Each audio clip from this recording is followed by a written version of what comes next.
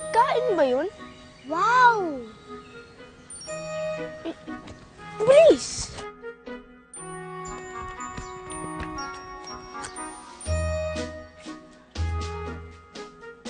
Totoo ba to?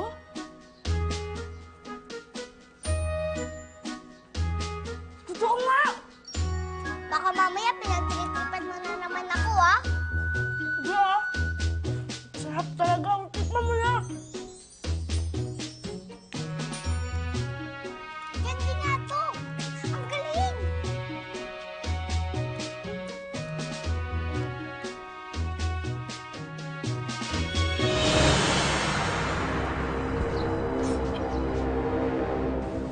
Natakot sila Hans at Gretchen sa babae. Sorry po, Lola. Tita na lang. Sige. Sorry po, tita, kasi nagandaan lang po kami sa bahay niyo, kaya tinignan lang po namin. Tinignan kaya? Sorry po, tita. Actually, okay lang naman na kainin niyo ang mga yan kasi ginawa ko talaga yan para sa mga batang naliligaw kagaya na dito. Talaga po. Tita, paano po ba makaalis dito sa forest na to? Kasi po naliligaw po kami. Ganun ba? Alam niyo, mas mabuti yata kung pumasok muna kayo dito sa loob. Kasi sigurado pagod na kayo kakalakad. Talaga po? Okay lang po ba? Kuya, Oo naman. Mas marami pa nga masasarap na pagkain na naghihintay sa inyo dito sa loob eh. Salamat po. kuya, di ba sabi na ng mama huwag tayo may kipag-usap sa stranger? Stranger kaya yan. Baka kung anong gawin niya. Huwag kang ampraning. Tignan mo nga ang bait-bait niya. Tsaka nagugutom na ako. Tara, pasok na tayo.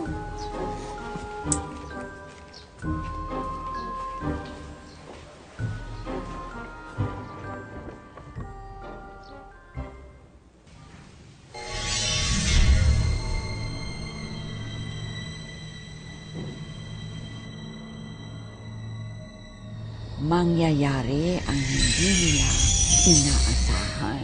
Saan niyo po ako dadalhin? Ano bang gagawin niyo sa kuya ko?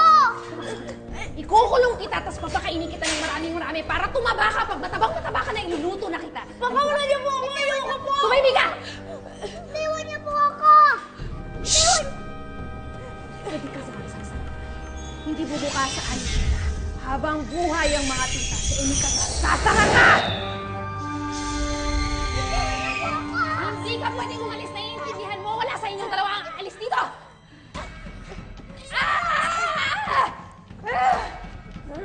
Gretchen, bumalik ka dito! Tumahimik ka! Tumahimik ka! Pakawalan niyo ako dito! Gretchen!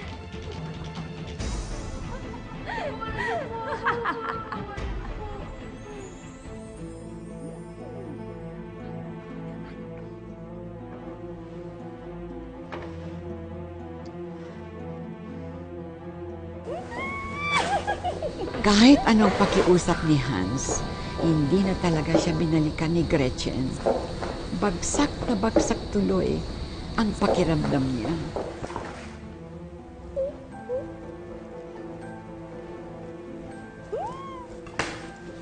Oh, kain ka na. Paborito mo to, di ba? Ayoko pong kumain nung wala si Gretchen. Kahit nag-aagawan kami sa chicken leg, okay lang. Basta kasama ko kapatid ko. Ay, naku, Hans. Alam mo ba, hindi na babalik yung kapatid mo. Kaya pwede ba, huwag ka na mag-inarte dyan. Ngayon, kakainin mo to kung ayaw mong masaktan.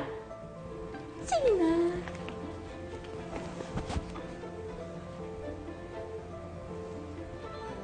Pataba ka.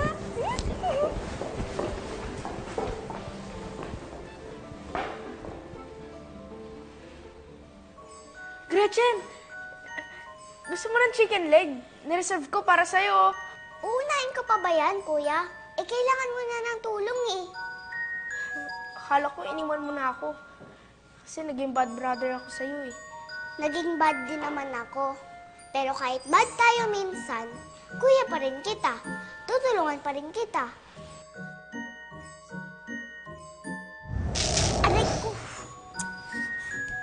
Sinubok nga ni Gretchen na pakawalan ang kapatid niya.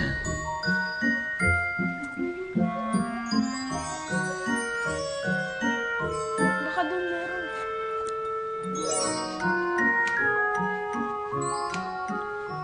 Sige. One. Isa pa. 1, 2, 3. Gretchen, kahit anong gawin mo dyan, hindi mo mabubuksan yan. Alika nga dito. Iwan niyo po ako! Huwag mo sasaktan Iwan niyo po ako! Bitiwan mo siya! Iwan niyo po ako! He!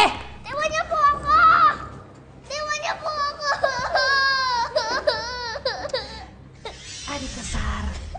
Sasarap ka. Hindi na bubukas sa ani tita. Habang buhay ang mga tita, sabi ka, Sar, sasarap ka. Ang tigas ng ulo mo, ha? Eto. Kung gusto mo namang makasama ang kuya mo, maglinis ka.